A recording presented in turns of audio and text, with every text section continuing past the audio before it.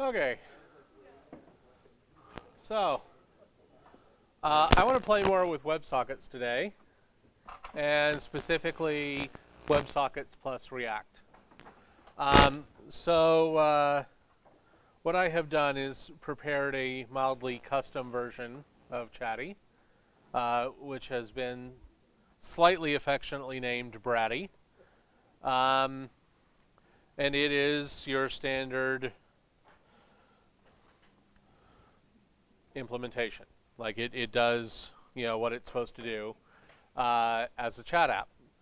But the reason I'm doing it this way is hypothetically you might be working on an app similar to this one, and you might want to look at the WebSockets that you are implementing and go, hey, this is kind of neat. What more could I do with this? And if I wanted to do more, how would I do it? And I don't know, like maybe I've got a final project coming up in 2 weeks and I might want to do some cool WebSocket stuff with that. So I'm appealing to your curiosity, and I'm also projecting my excitement for WebSockets onto you, so you can just suffer under that burden. So here's the thing. You've already been poking at WebSockets a bit.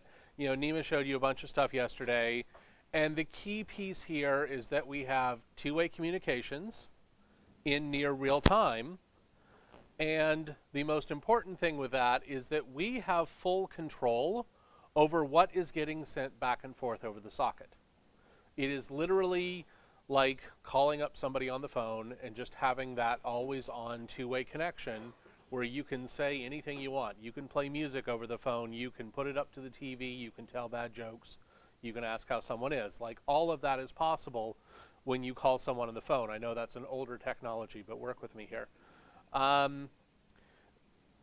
So with WebSockets, we get to start thinking about how we can use that in place of our standard kind of AJAX RESTful communication to have a series of commands being issued that then modify the behavior of our application. Because at a basic level, Chatty does two things. It sends and receives messages, and it notifies you when somebody changes their name. At a basic level, that's what Chatty does. And you're like, yeah, Don, I've been working on that for 3 days. Screw you.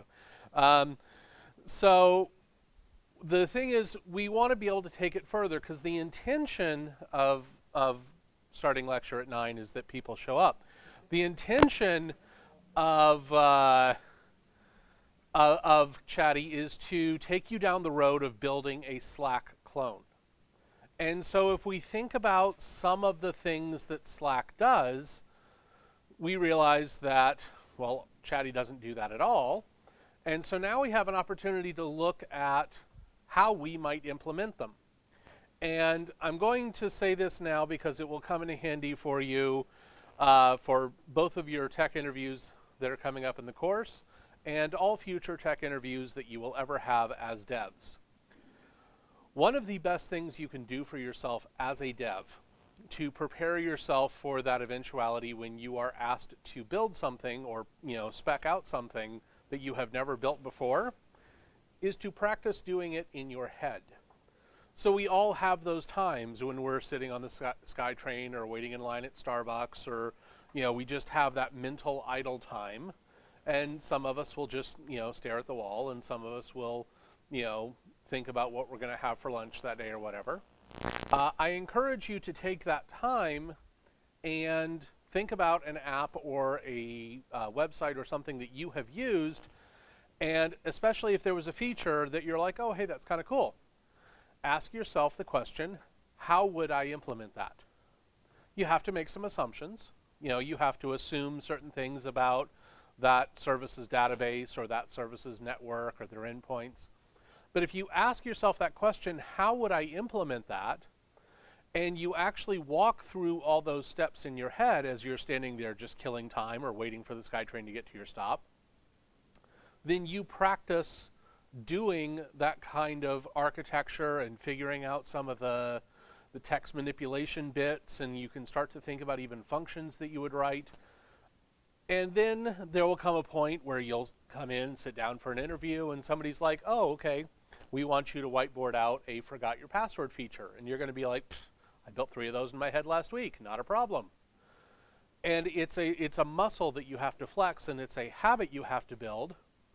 But this gives us an awesome opportunity with Bratty to not only flex that muscle, but also to dig deeper into WebSockets at the same time.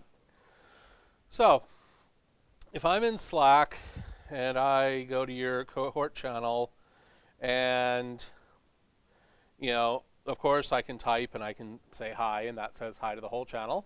But I can also do something like this. I can issue /me commands, and that changes the output of my message. And there's now a new meaning to that, and obviously there's a whole bunch of / commands that I can use in Slack if I want to do different things. But Chatty by default doesn't have / commands. So what if I wanted to implement those? I have to think about how I would do that now. And so if I'm here and I'm in Chatty and I issue the same command, it goes through exactly as I typed it as plain text. So if I really want to dig a little bit deeper into it, I can come over here to the network tab and I can go to the WebSockets, and we'll even refresh just so that we can see all the frames. So if I type hi, that's what's going to go through. There we go, that's the right one. And then I can see that that is being sent through exactly just as that's the content that's being set. So here I get to ask myself the very first question. If I was building this for real, which I am, I have 3 different places where I could deal with that instruction. I could deal with it on the sending side, so that when I actually build that content, build that message object that is being sent over the socket to the server and is then going to be echoed back to me, I could set up everything there so that it's correct, and then the message is just going to echo back out to all the connected clients. That's option number 1. Option number 2 is I could deal with it on the receiving side. So same app, but when I receive the message, I could look at that content, figure out that it is a / command, and then change how I display that message based on what I understand from the content. The third option is that I can do it on the server. And by doing it on the server, then I don't have to change anything on the client as far as sending it. I just have to now interpret something different coming back from the server. Honestly, all 3 of them are equally valid options. And how you would choose to implement it is entirely up to you. I have a preference, but I'm curious to see what your thoughts are. I know it's early. I know it's rainy. I know not all of you have had coffee yet. But which one do you think would be the best way to approach it? Sending, server, or receiving?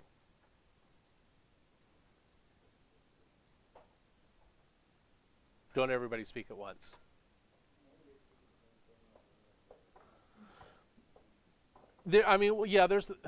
It's going to be roughly the same processing at any of those points.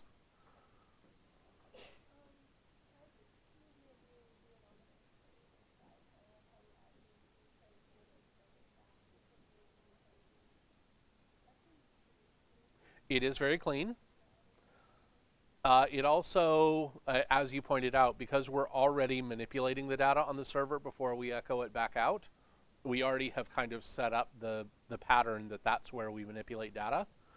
So that actually ties in well with my preference, is to do it on the server. But like Jay said, it could honestly be done pretty much the same in any of the places. Some of the pros on doing it on the sending side are that the other two places that are going to see the data now don't have to change very much.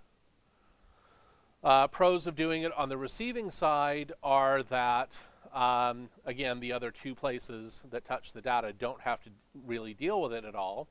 And you just, will interpret the text and do all the command detection on the client side. Let's talk through some of the cons now, because the cons are the bigger reasons not to choose one of them.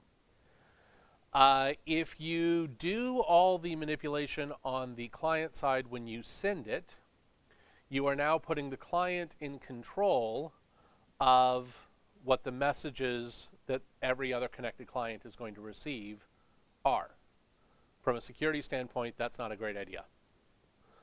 Cons of doing it on the receiving side are that now all of the logic for manipulating that and changing that is in the client and therefore exposed, and it actually kind of encourages people to hack the client a bit. Cons of doing it on the server side are that your sending and receiving of messages is even deeper of a black box, and so you are kind of requiring now that only this client can connect to that server and send and receive messages, because you're setting up a custom pattern for the data that's going to be sent and received. Those are all the the major pros and cons that you would have to deal with. But I agree that doing it on the server side is probably going to be easiest.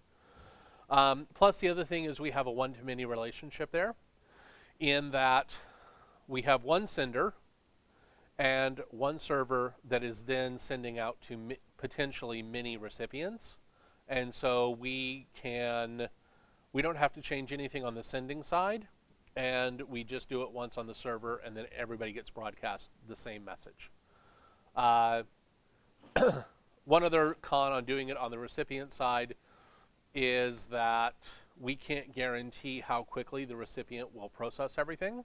It might be on a mobile device, it might be on a tablet, it might be on, I don't know, an old MSN Web TV or something dumb like that. So we can't actually guarantee how quickly that processing will happen, and that may degrade the user experience, especially if we get into stuff like fetching from APIs or any of the things we might want to do.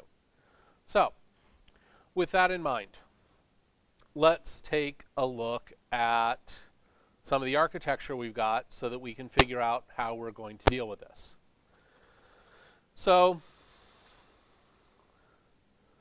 if I look at my server, oh, and by the way, just to set up expectations, I'm not sending out this entire application at the end of lecture, because that would kind of solve your entire week for you. I will only be sending out the targeted pieces of code that we change. Nice try. Not my first rodeo. So, pretty standard, straightforward socket server here. And where we want to be able to deal with things is in the message handler itself. So when the WebSocket server receives a message, we want to be able to make some decisions at that point. So here we are. We have our message that has come in. We've done a JSON.parse on it. So that's got the username and the content as a JSON object at that point. And so the content is really what we want to look at, because the content is where the slash command is contained. How do I tell that a slash command has been issued? David? Yeah. This one's easy to overthink, but it is as simple as just looking at the first character. And so I'm going to set the same ID on it regardless of what kind of content it is. And then I want to do something as simple as that. I could go for like .char at, I could split it into an array on the null string and then look at the first index of that. There's a lot of really interesting ways. I could use a regex to test that the first character is a slash. That would be like solving the problem using a bazooka. But the easiest way is just look at the first character of the string. And if it's a slash, then I know I'm in the situation of needing to process something as a slash command. So now, if I know it's a slash command, then I have the job of figuring out which slash command it is. So there's a few things that I need to do. I know, for example, that the key piece of the content that I'm interested in broadcasting back out is what is after the slash command. So I'm going to do this.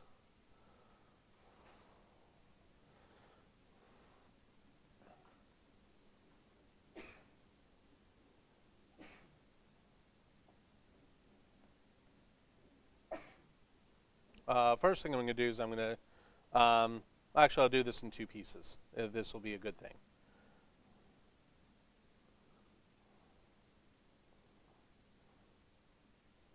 We'll split it out.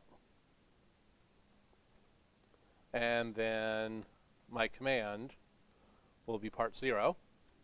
And then what I'll do is I'll reset message content to be parts slice 1, join on space. So I'm just reassembling that back into a sentence. And I've just basically cleaned out the first word from that sentence by doing that.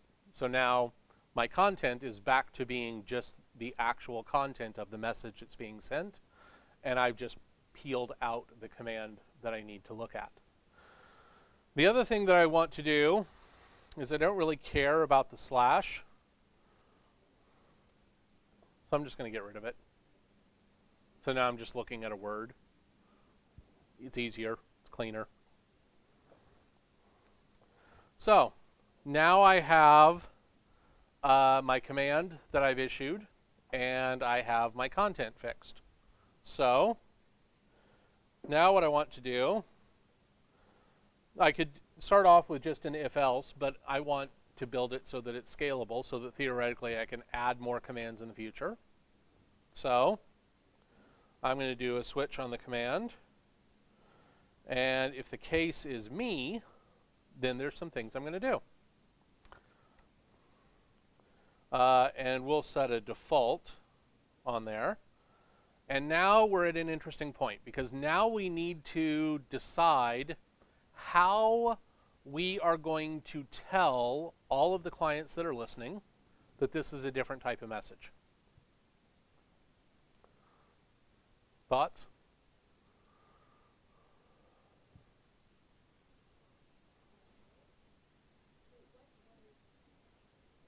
Yeah, it's going to take the content, it's going to italicize it. Yeah, that's what /me is supposed to do. But I'm not interested in marking up the content. That's the rendering side of the equation's job. I want to be able to signal the recipient, like the receiving clients, in some way that when they receive this message, that it's different than just a regular message. To what? I have no markup here. I have no DOM.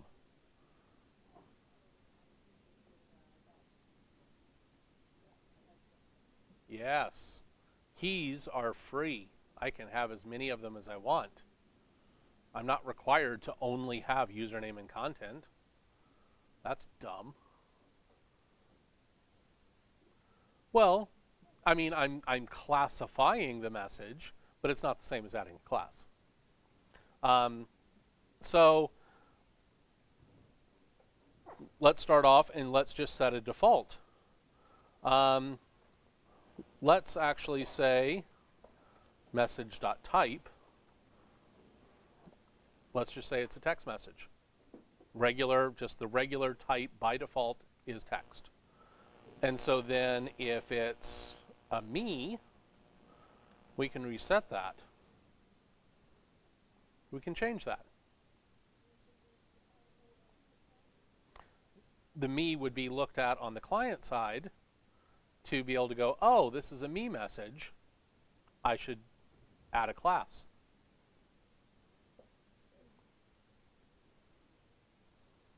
Do I need to make any other changes to the message at this point? Other than just flagging it as, hey, this one's different. No. The other thing, the other reason for not wanting to deal with the italics here is this is on the server side. I can't guarantee that this is going to go and be rendered in a web view. This might be going to a native iOS app. This might be going to a desktop app. This might be going to a ticker, that, one of those little like LED billboard kind of things. I don't know how it's going to be displayed. So I just want to flag it and say, hey, this data is different, and then let the client decide how it's going to show that differently. So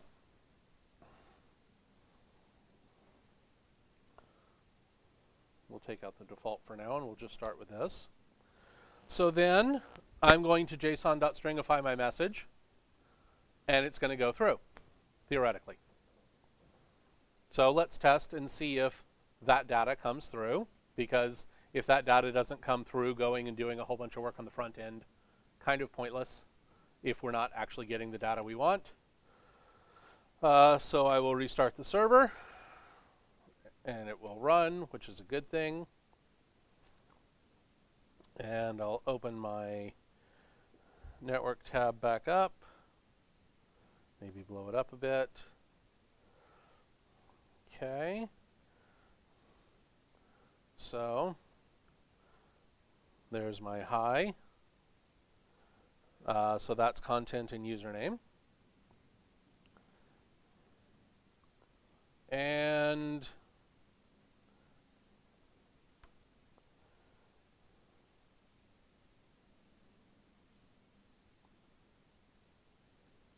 so that just went through like that. Here's a good question. Did I connect to the right server? 3001, yes I did. And I restarted the server. Oh, huh. Save the file. I know how to code, really. Yeah. That's what I wanted to do. So let's refresh. Oh, hi. So there's that content. We're still not getting the message type, which is kind of odd. Or are we? Oh yeah, there we are. There's the type. And then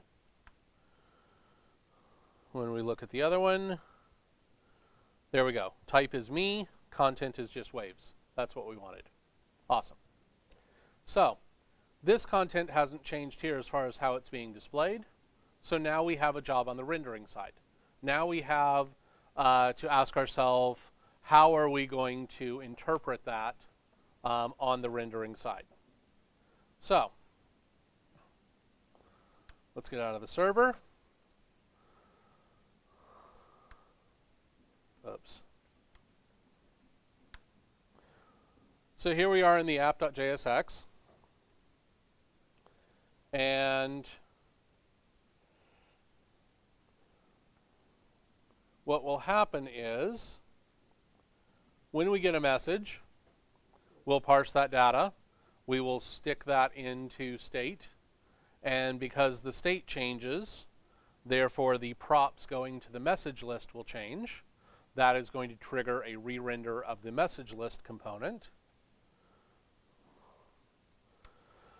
The message list component is going to get the messages as props, and it's then going to re-render every one of the message components based on the messages it has. So each message gets triggered as its lifecycle methods. And so the message itself gets passed down, and we haven't seen a point yet where we have an opportunity to genuinely change how this is being displayed, because the actual display is happening here. So this is where the actual display occurs and where we would want to change how things are being shown. My username, like this line here, that doesn't change if I send in a /me command. What I want to change is this one here. And in the case of doing that, then I need to potentially just add a class so that I get the italicized text. Do I want to do that inline here inside my class name? No, that would be bad. Because ultimately at the end of the day, what I want to have is I want to have all of this individual component to re-render. So this is where I will say, yes, yes, this is a span tag. Yes, this is a quote-unquote traditional HTML tag, but don't think of this as just an HTML span tag. Think of this as a component in JSX that we want to render differently. So I want to change how this gets handled. I want to handle my content differently. So I'm going to make a method called handleContent. Seems like the thing to do. Actually, well, let's handle message. That's actually what we're doing. And so here,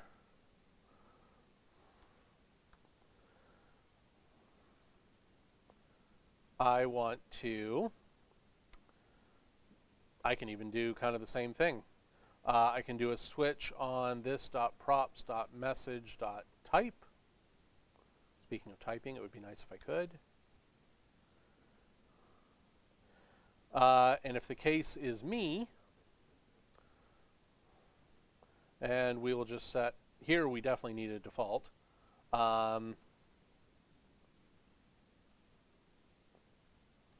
We want to return that as the default.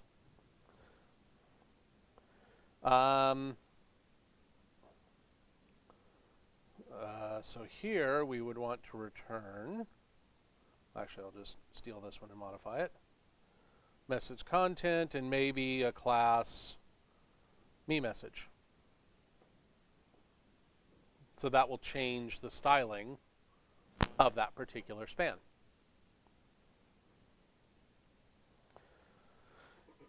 And then if I, what do I have in there? Okay, styles, right. I probably have, oh yeah, I pre-built myself a class, so I named it italics instead of meMessage. So we'll fix that.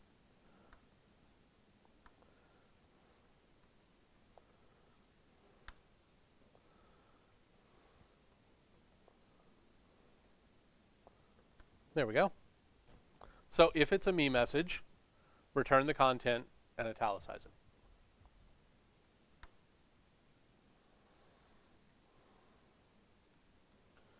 Webpack compiled successfully. Okay. So now that works. And there we go.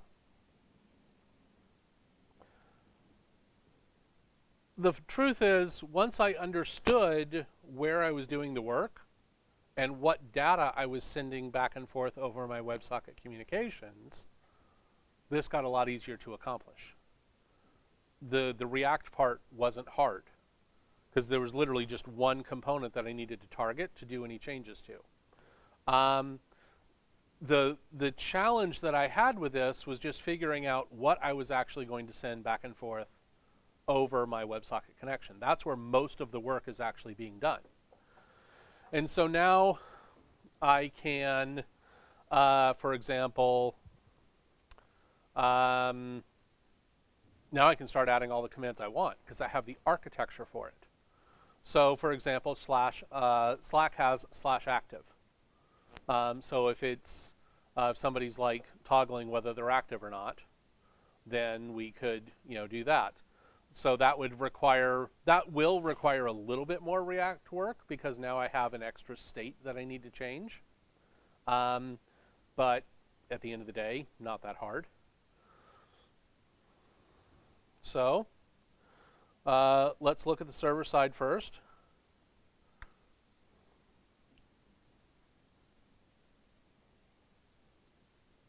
So case me, case active.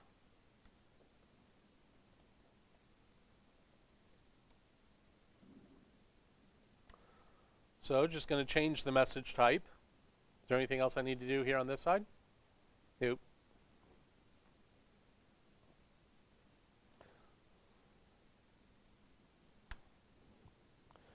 So in this particular case, I need to add a prop to my state. By default, active is true. Okay, no problem. I can do that.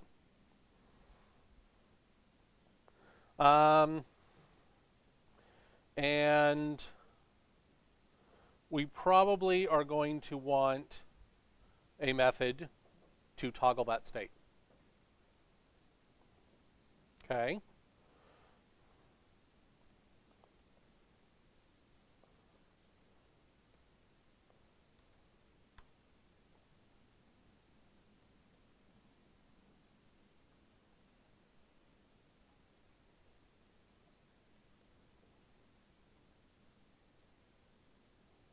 We're just reversing whatever the active state is. Make sense? Cool. And now we can look at things like in the messages list, we pass down the state, all the messages.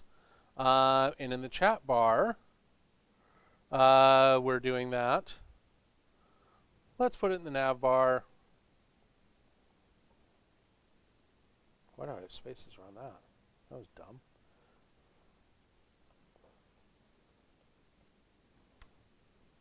I'll just add a prop to the nav bar. Why not? And here's what we'll do.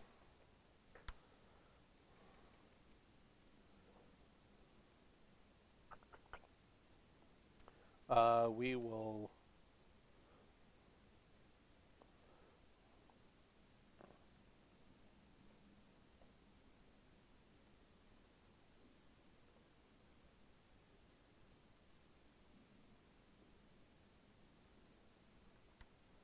make a new variable for ourselves based on the props that get passed in. And then we will simply put a, oh, I've already put parentheses around it. So I'll just put it there, right after Brady. So the label, the logo will actually change whether I'm active or not. Let's put a space. Spacing is nice. So Brady's active. That's cool.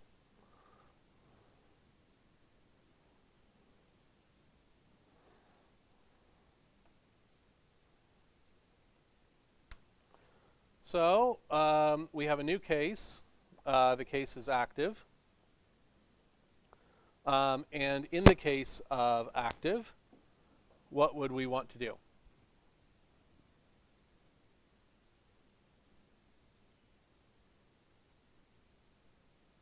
I'll give you a hint. We just wrote a function for it. Yeah, we need to toggle the state. Do I have access to the function here?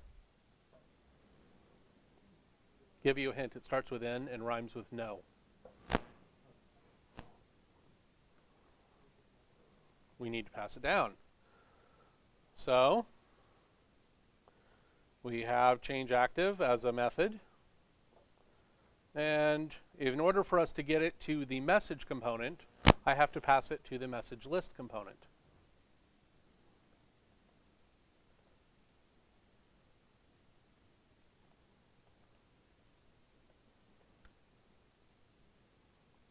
That was what I called it, right?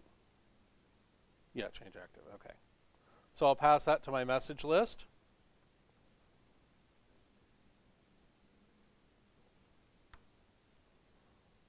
And I will pass it to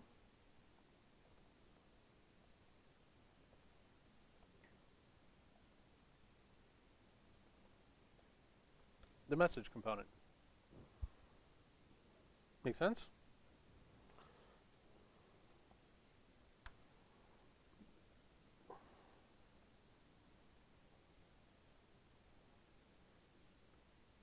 So I'll actually run that method. That will change my state, which will toggle my navbar. And then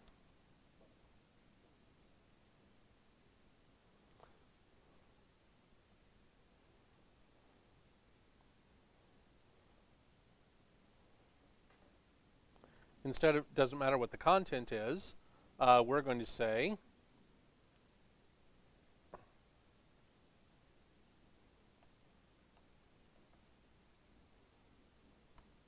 we'll just say that. And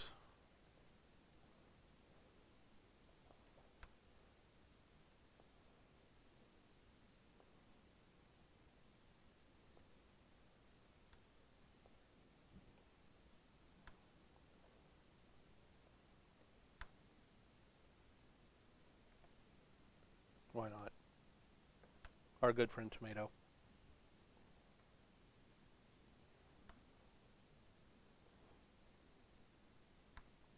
Cool. So I do need to restart the server because I changed my logic there. So that works. That works.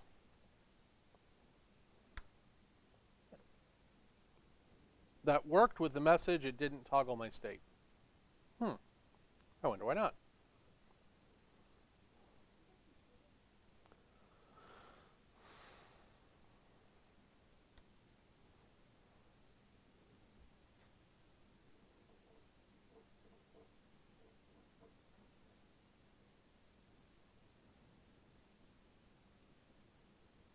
We ran the method.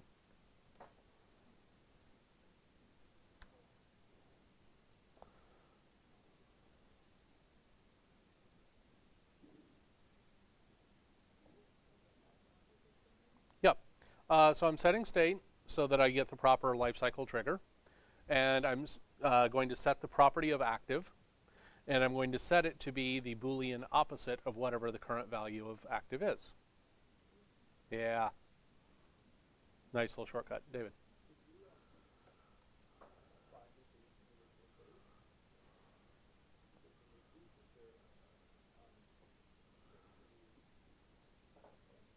Well, theoretically here, the reason I would pass that to each individual message is if we had multiple changes in activity status, when we re-render the messages, we would want it to resolve to whatever the final state is. And only certain messages would be of an active type. So, yeah. If I did bind it? No. It's unnecessary because if I needed to bind it, I would have gotten an error saying set state's not a method on, you know, yeah. But I didn't get that because I actually assigned it as an anonymous function or as a function expression. And so even though it's a fat arrow function, it's keeping the external scope of this, which is the component, so I don't need to do that.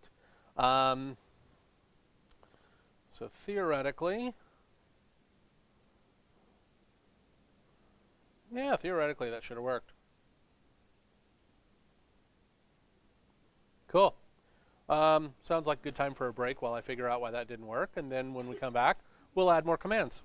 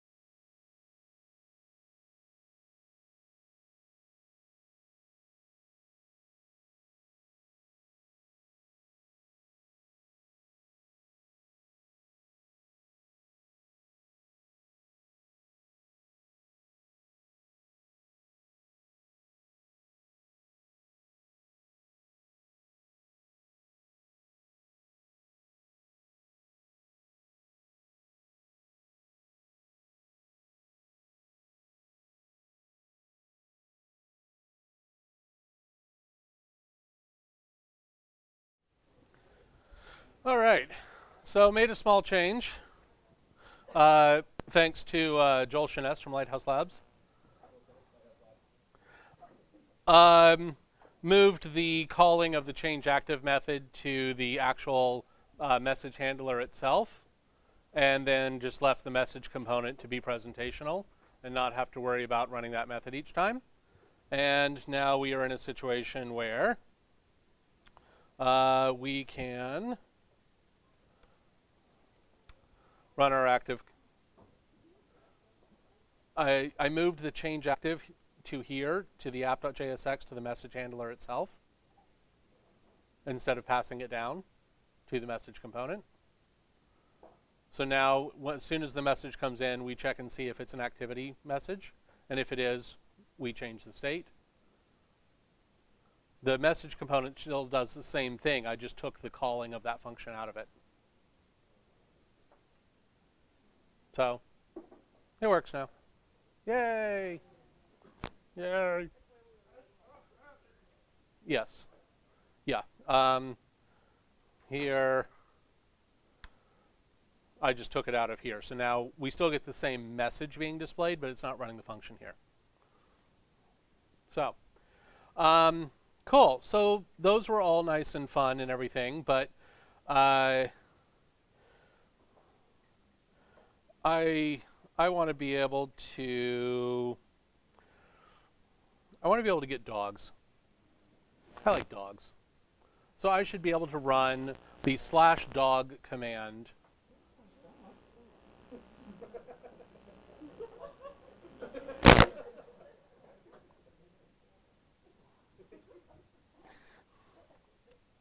He gets a free pass for that because he fixed the change active thing. I want to be able to run the command /dog and just get a random dog showing up in Chatty, or Bratty in this case. That sounds like a good command to build. But this one is going to put us into an interesting situation because we're now going to be going out and accessing third-party information, which brings us to our favorite word in JavaScript. Starts with an A. That's the one. Async. So, this, if you haven't seen it, by the way, is the dog API, and it just gives you random pictures of dogs. And they're always cute and adorable. And you fetch them. Thank you for, yeah.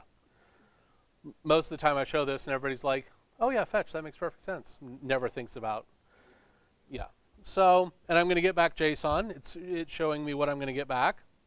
And so all I have to do is put in a call to this URL.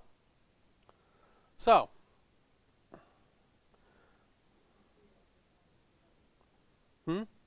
yeah, yeah. We'll name the function like here boy. Yeah, heal. So, I can go ahead and I can predict what my server is going to send because, well, I'm going to write it. So I can go, since I already have the component open, I can go ahead and figure out what it is I'm going to show.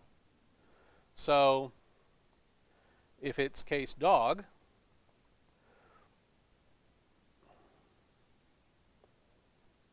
it's still the message content, but we're also going to have an image tag.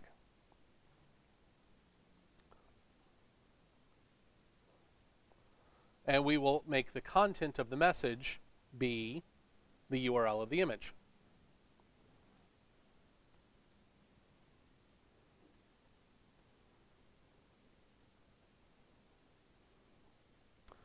And that's what we'll return. Like, that's what we'll actually show as the message. Everybody okay with that code? Cool. So let's look at the web server side. So now, if the case is dog, we are going to change the message type. But now we need to run request. So,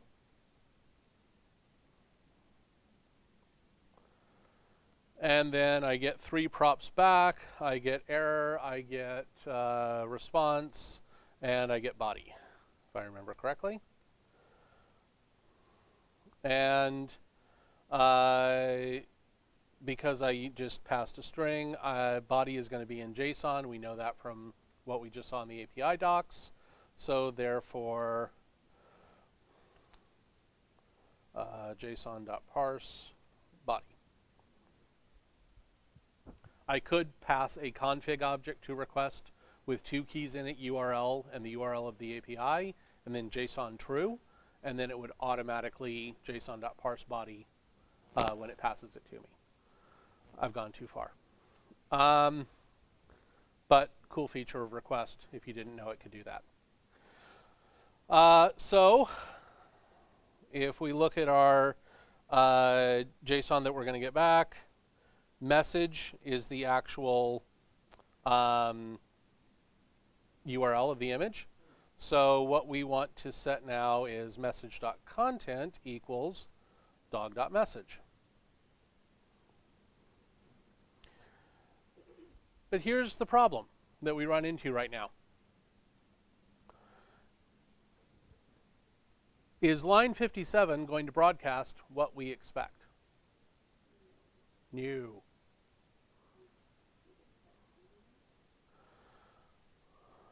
Well, I actually have a couple of opportunities here in how I can handle this. Because line 57 is almost definitely going to fire before request returns, I want to figure out a way around that. And so I could decide that I'm going to do the worst possible solution, the hardest possible thing, and I'm going to wrap all of this in a promise, and I'm only going to broadcast when the promise resolves, which means when I have the actual text of the message. Even if it's a regular message, I'll still just resolve it with that regular content. And, you know, promises are great and everybody else uses them, so why shouldn't we, right? I could do that. I could get into async await land, where I could say, you know, basically say that this is async and then I have to await the response before I do the broadcast. That might not be the worst solution. It's definitely better than dealing with promises. I've actually got a far simpler way that I can handle this. And that is to realize that when I get a message from a client that's sending it, I have 2 possible states for that message. It's either a synchronous message or it's an asynchronous message. So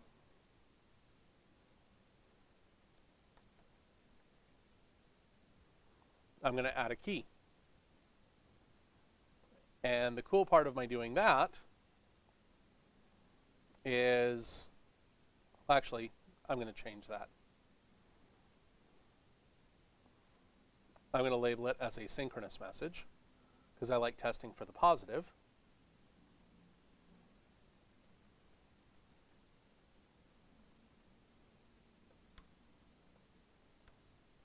If it's a synchronous message, go ahead and broadcast. Otherwise,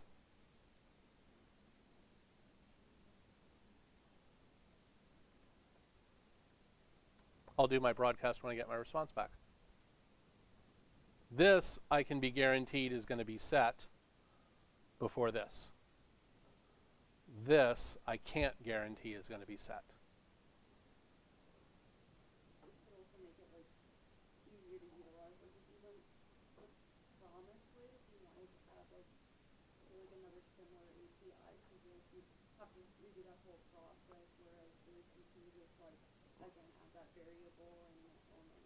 Exactly.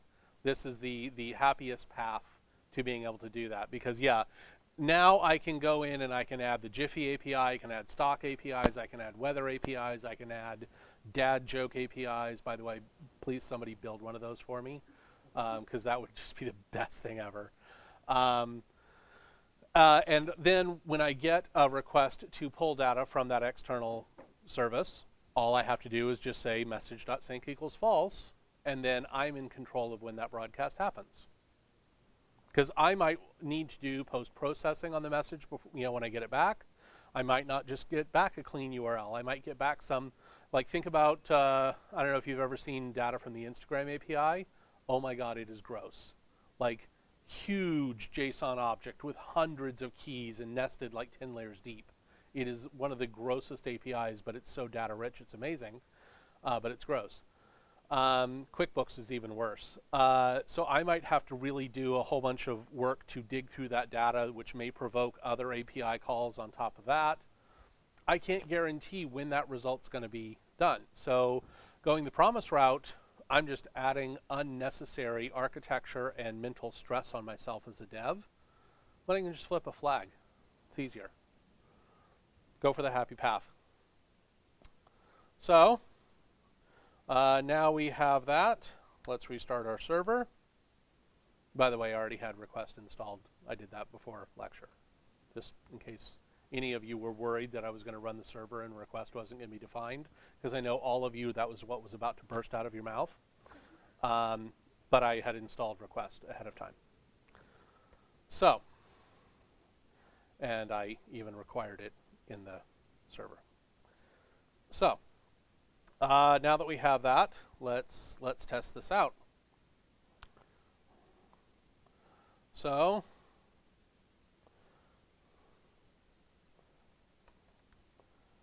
well, that didn't work. Webpack compiled successfully.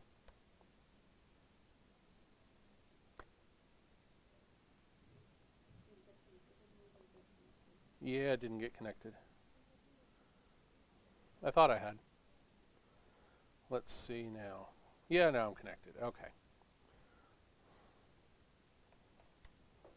Okay, now it works. And this works. That works. Good.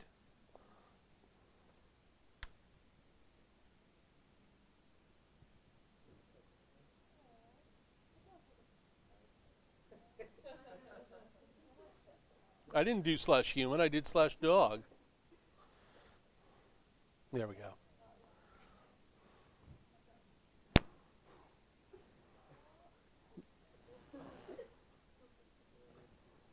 So yeah, now now we're in a situation where we can start doing all kinds of things, because we have the architecture where if we want to add a command now, we give the message component the ability to render it, and we give the server the ability to change the content the way we need. So now we can make, theoretically any kind of command we want. And what we've done here in doing this is, yes, we're changing an object that we're turning into JSON and passing back and forth with WebSockets, but the real thing that we're doing is we are making what's called a DSL. So this is your computer science theory portion of the day. A DSL is a domain-specific language. And Excel is the classic example of this. All the functions and macros and everything that are in Excel, they only work in Excel. That's a DSL. And this is different than DSL, the phone connection that TELUS comes and plugs into your house and charges you too much money for. DSLs are languages within some existing environment. So if any of you were gamers and you were big into things like Oblivion or Skyrim, and you can go in and build the mods for that, it's its own DSL. Like, it has its own command line, it has its own scripting engine. That is a DSL. Arguably, HTML is a DSL. That's as close to a programming language as HTML gets. It's a domain-specific language, meaning it only works inside of a web client. And it allows us to change the, change the structure and the context of whatever content we pass through so that the client renders it correctly. Bless you.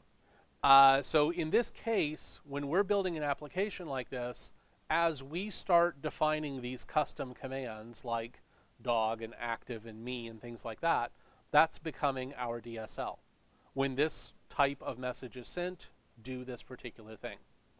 And we can name those whatever we want. You know, the same way that we have control over naming our variables, the properties that go into our DSL and the syntax that we use is actually entirely up to us to determine, which is a cool bit of power if you think about it, because now you're not limited by a language or a library or, you know, even JavaScript itself, because you're determining the behavior of your application. And the other cool thing is, once the DSL is defined, we know the server is going to do what it should do if it gets a particular message. Now we have Bratty as, you know, the client that we're connecting with, but theoretically we could now use a completely different client, and as long as it understands that DSL, we can standardize the behavior.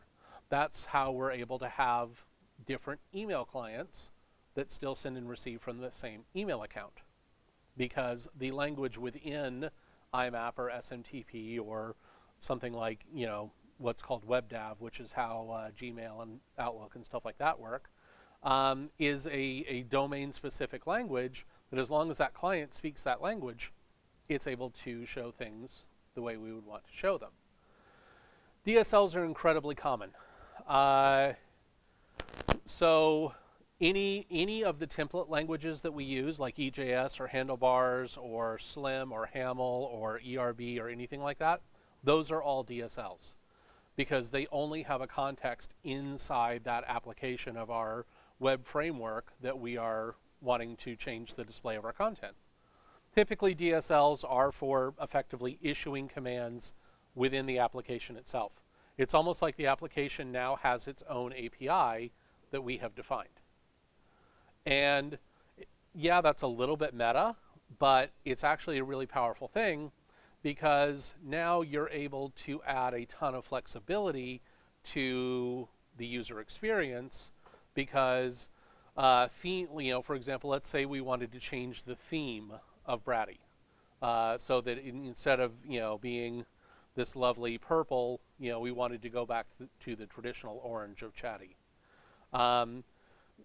We could totally do that and just issue a command. You know, like I could come up with some like /theme type command and have it, you know, suddenly change the class names or something like that. Would be totally possible.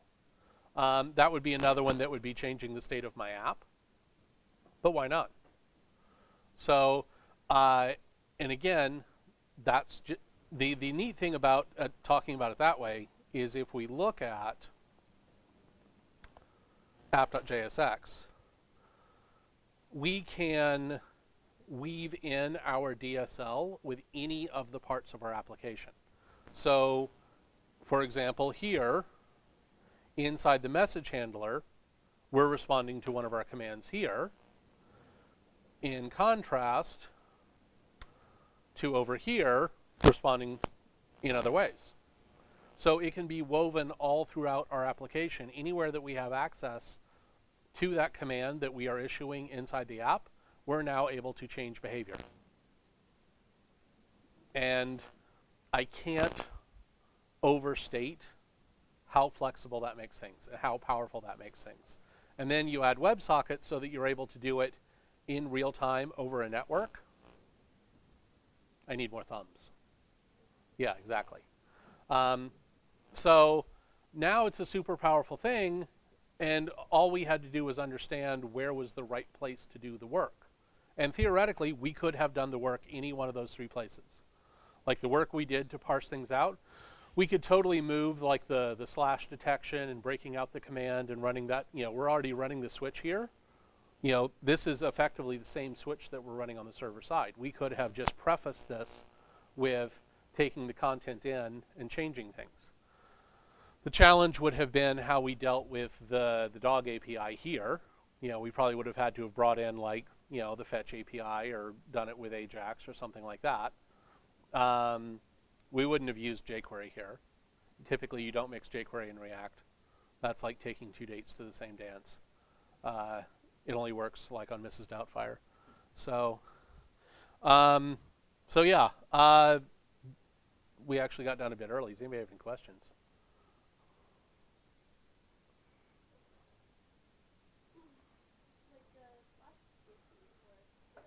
Mm-hmm.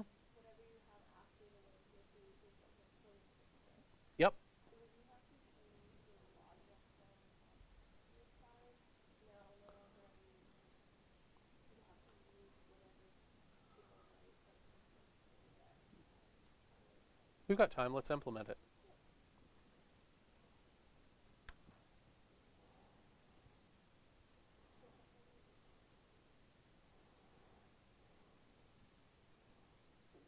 I'm pretty sure I have a... Yeah, I do. Okay, cool. So I have an API key. Let's look at the docs. So, search. There is a search endpoint. So it's api.jiffy.com /v1/gif/search. And then it's going to tell me the request parameters that I have to have. So these are going to go in as query string parameters. I have to pass my API key. And I have to pass, these are the two that are required, I have to pass Q, which is the query. So now we know how to do that. I already forgot what it was. A GIFs search. GIFs search, and it is API underscore key. API underscore key equals that, and Q equals, somebody give me a noun. Mermaid. All right. So we get back data. Lots of data.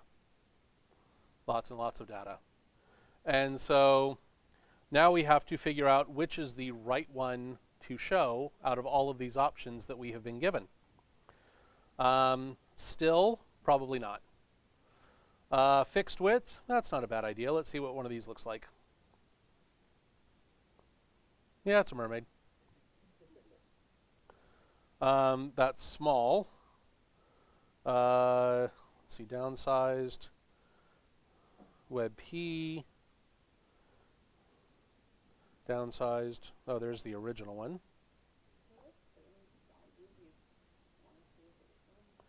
Well, it's all about where you're going to render it, right? Like if you're doing it on a mobile screen, if you're doing it on a sidebar, if you're wanting it to show up in line with text or something like that, like the size that you would pick would depend on your implementation. So the original one's not bad in this case. It's 480 by 270. I don't think we can guarantee that they're all going to be that size, but let's just assume that when we get one back, we're going to look in data. It's an array. To make it easy, we'll just grab the first one out of the array. So data 0 dot images dot original. Where was it? Dot original dot URL. So that'll be fun to plow all the way through. But let's make this happen.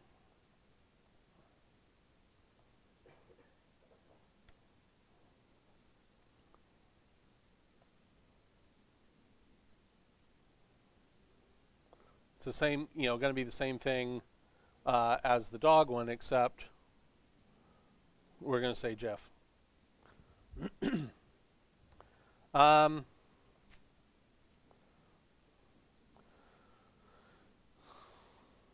Well, actually, let's do this. If it's a GIF message, we're going to want to know what that search term was, and we're going to want to see the message. So we'll add another key, because they're free. And we will also do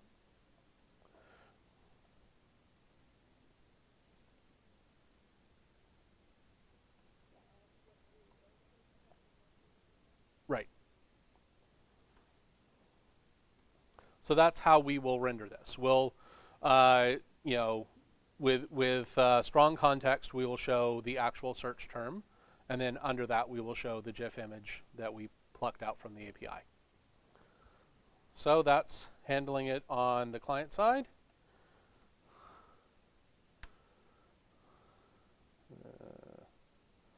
Okay. So we've got a good pattern now to deal with this.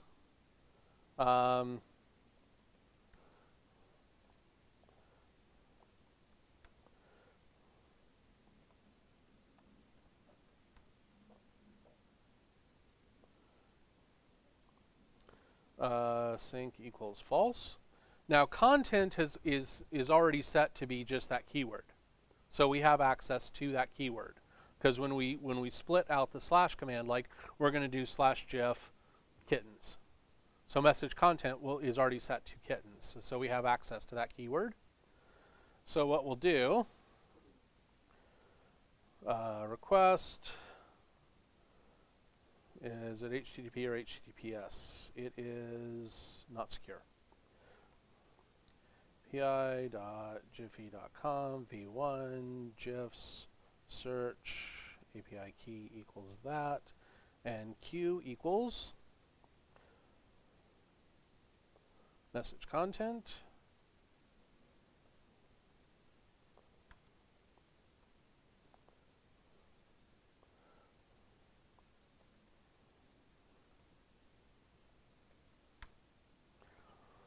Okay, so and what we'll want to do is gifs.data 0 .images.original.url. That was the path to where we wanted to get to. So content is already set, and actually we don't even need a variable for this one. We'll just add it as an extra key on the message object. And then we'll broadcast.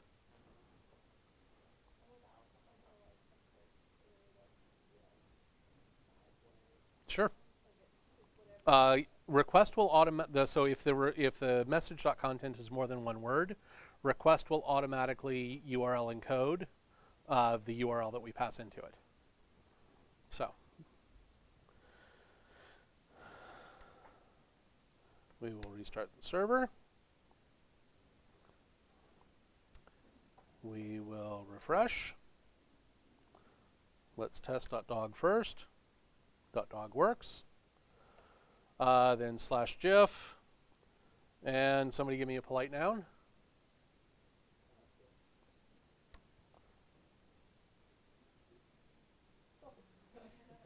Brilliant.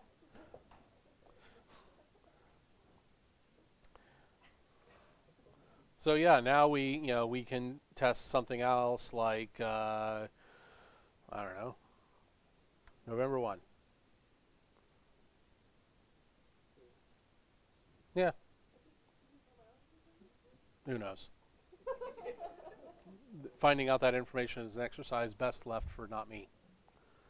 But yeah, so theoretically we can now query for anything we want, and it will show us what our query was, and then show the GIF underneath that. Yeah. So again, this could be coming from any API. We could go and grab stuff from the Pokemon card game API or the NFL arrest record API, or whether, like I said, weather stocks or sports scores or whatever we wanted. And then we decide what the / command is for it. We decide what the DSL is going to be internally, and then how our message component is going to render it. So, everybody comfortable with how I got to this point? Cool. So yeah, I will package up the relevant bits of the code and send those out to you guys. Thanks.